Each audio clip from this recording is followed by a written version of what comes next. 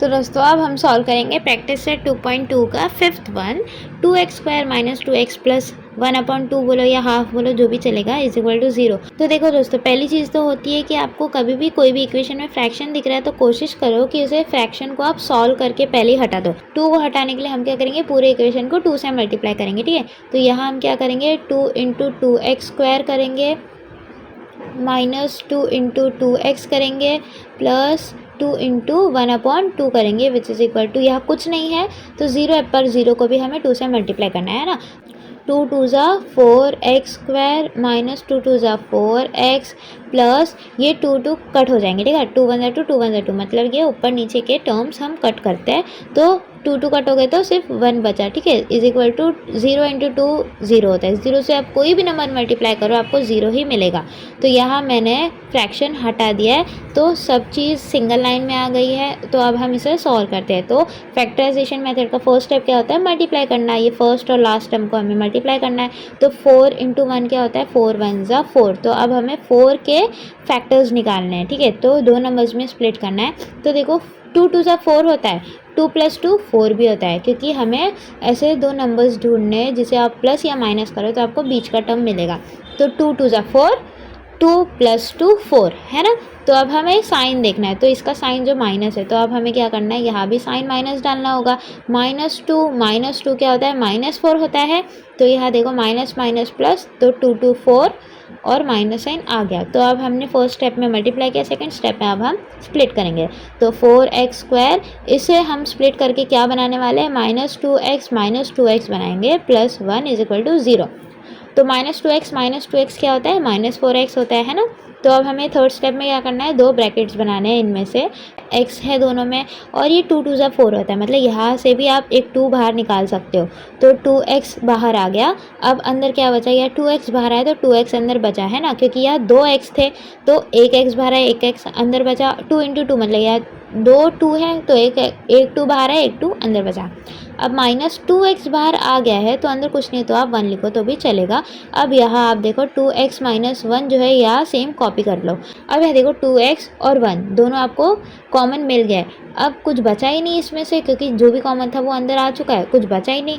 तो आप बाहर क्या लिखोगे, 1 लिखोगे। ठीक है, 2x अंदर आ गया, 1 अंदर आ गया, कुछ नहीं बचा तो बाहर आप 1 लिख दो। साइन में गड़बड़ी है इधर देखो, 2x - 1 है इधर, 2x + 1 है और 2x का यहाँ साइन माइनस है, यहाँ प्लस है। ठीक है, तो आपको यहाँ क्या करना है, इस 1 का जो साइन है ना वो आपको माइनस डालना है, क्योंकि माइनस साइन जो होता है ना वो क्या करता है, ब्रैकेट के अंदर के टर्म्स का साइन बदल देता है, मतलब चेंज कर देता है ब्रैकेट खोलने का। देखो -1 इंटू 2x क्या होगा, -2x हो जाएगा। -1 इंटू -1 क्या होता है, माइनस माइनस प्लस होता है। तो -1 इंटू -1 क्या होगा, +1 हो जाएगा, है ना। तो यहाँ माइनस साइन डालने से ये अंदर वाले के साइन बदल गए, इज इक्वल टू 0। तो यहाँ आप देखो 2x - 1 एक जगह ले लिखते हैं और ये 2x - 1 एक और हमें ब्रैकेट मिल गया है। ठीक है, इज इक्वल टू 0। तो यहाँ आप देखोगे कि हमें सेम टर्म्स मिले, 2x - 1 ब्रैकेट के अंदर वाले और बाहर वाले के 2x - 1 है ना। तो अब हम लिख सकते हैं कि 2x - 1 इज इक्वल टू 0 और 2x - 1 इज इक्वल टू 0। अब हमें x को सेपरेट करना है, तो हम क्या करेंगे, x इज इक्वल टू -1 इधर आके +1 हो जाएगा, 2 मल्टीप्लिकेशन में इधर आके डिवीजन में आ जाएगा और x इज इक्वल टू -1 इधर आके +1 हो गया, डिवीजन में आ जाएगा। ये जो मल्टीप्लिकेशन में 2 इधर आके डिवीजन में आ जाएगा। तो हमें x के दोनों ही सोल्यूशन मिल गए। आंसर में हम लिख सकते हैं 1/2 and 1/2 are the roots of the given quadratic equation. अभी 6(1) में देखो दोस्तों, x जो है इसका जो हाईएस्ट पावर है वो क्या है, 1 है। ठीक है, तो आप इसको देख के बोलोगे ये तो लीनियर इक्वेशन दिख रहा है, क्वाड्रेटिक इक्वेशन के तो पावर 2 होनी चाहिए। तो यहाँ हम एक चीज़ और देख सकते हैं कि जो x है ये डिवीजन में लिखा हुआ है। तो पहले हम क्या करेंगे, इसे हम स्टैंडर्ड फॉर्म में लाते हैं, फिर आगे का क्या है वो देखते हैं। तो पहले अब इसे स्टैंडर्ड फॉर्म में लाने के लिए इस पूरे इक्वेशन को हमें x से मल्टीप्लाई करना है। क्यों, क्योंकि जो भी डिवीजन में नीचे जो नंबर लिखा होता है ना डिनोमिनेटर में, उसी नंबर से हम इक्वेशन को मल्टीप्लाई करते हैं। यहाँ x लिखा है तो हम x से मल्टीप्लाई करेंगे। इस इक्वेशन में 2 लिखा था नीचे, तो हमने पूरे इक्वेशन को इसीलिए 2 से मल्टीप्लाई किया, क्योंकि नीचे डिनोमिनेटर में 2 था, यह डिनोमिनेटर में x है, इसलिए हम पूरे इक्वेशन को x से मल्टीप्लाई करेंगे। तो देखो 6x को हमने x से मल्टीप्लाई किया, माइनस x को मल्टीप्लाई करेंगे 2/x से, which is equal to x into 1, ठीक है। इक्वल साइन के दोनों ही साइड को हमें मल्टीप्लाई करना होता है। तो 6x इंटू एक्स क्या होता है, 6x स्क्वायर। देखो दोस्तों यहाँ आ गया ना quadratic equation, x into x square आ गया, माइनस ये x कट हो जाएगा, ऊपर नीचे के टर्म्स है ना, इसीलिए बोलते हैं जो भी नीचे जो टर्म लिखा है ना उसी से मल्टीप्लाई करो ताकि ये कट हो जाता है, ठीक है। कट होने के बाद सिर्फ 2 बचा, is equal to x into 1 क्या होता है, x होता है, ठीक है। तो यहाँ 1 था पर अब हमें मल्टीप्लाई करने के बाद यहाँ x मिल गया, 1 इंटू एक्स 1x लिखे तो भी चलता है। अब हमें इसे स्टैंडर्ड फॉर्म में लाना, क्योंकि x जो है वो इक्वल साइन के इधर होना चाहिए ना, तो हम यहाँ लिख सकते हैं 6x स्क्वायर, ये प्लस x इधर आके माइनस x हो जाएगा, -2 इज इक्वल टू 0, ठीक है। अब हम इस इक्वेशन को फैक्टराइजेशन मेथड से सॉल्व करेंगे, ठीक है। कहाँ से हम कहाँ पहुँच गए, अब हम इसे क्या करेंगे 6 इंटू 2 करेंगे, 6 2 ज़ा 12, तो अब हमें 12 के टर्म्स निकालने, मतलब 12 के फैक्टर्स निकालने हैं। तो देखो दोस्तों यहाँ मैंने 12 के कुछ फैक्टर्स लिखे हैं, 6 2 लिखा है, 6 2 ज़ा 12 होता है, 4 3 ज़ा 12 होता है और 12 1 ज़ा 12 होता है। अब इन तीनों ग्रुप्स में आपको ऐसा कुछ दिख रहा है जिसे हम प्लस या माइनस करें तो आपको ये बीच का टर्म मिले, मतलब x का जो कोएफिशिएंट वो क्या है 1 है, तो आपको 1 चाहिए प्लस या माइनस करके। तो 6 और 2 को आप प्लस माइनस करोगे तो आपको 1 मिलेगा, नहीं मिलेगा। 4 और 3 को प्लस माइनस करोगे तो 1 मिलेगा, हाँ मिलेगा, 4 माइनस 3 1 होता है। 12 और 1 को आप प्लस माइनस करोगे तो 1 मिलेगा, नहीं।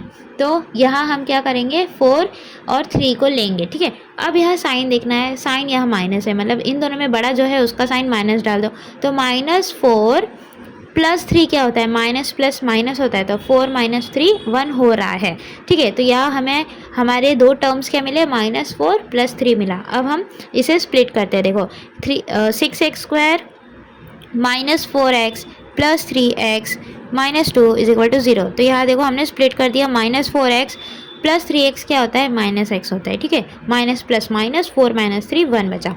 तो यहाँ देखो हमें दो ब्रैकेट्स बनाने हैं। अब इनमें से कॉमन क्या हम निकालेंगे, x बाहर निकालेंगे और 2 भी बाहर निकाल सकते हैं ना, 2 3 ज़ा 6 होता है, 2 2 ज़ा 4 होता है। तो इसमें से 2 बाहर निकाला हमने और x दोनों का बाहर निकाल लिया, तो क्या बचा 2 3 ज़ा 6, तो 3 अंदर बचा और एक x अंदर बचा, -2 2 ज़ा 4 होता है ना, तो यहाँ 2 एक अंदर बचेगा, सॉरी यहाँ 2 बचेगा एक, ठीक है। तो अब 3x माइनस 2 यहाँ भी मैं लिख देती हूँ, 3x minus 2 is equal to 0, ठीक है। 3x माइनस 2 तो पूरा का पूरा ही अंदर आ गया, तो बाहर तो कुछ नहीं बचा, तो बाहर कुछ नहीं बचा तो 1 लिख दो। साइन सबके सेम है ना, देखो 3x minus 2 3x minus 2 same sign है, तो यहाँ बाहर जो है साइन आप प्लस का डालो, ठीक है। तो क्योंकि प्लस जो है वो किसी को बदलता नहीं है, माइनस अगर यहाँ डालते तो अंदर के साइन बदल देता हो। तो यहाँ देखो आप 3x माइनस 2 आपको मिल गया, दोनों में सेम सेम, और क्या बचा वो भी आप ब्रैकेट में डाल दो, 2x प्लस 1 बचा, ठीक है। 2x plus 1 is equal to 0।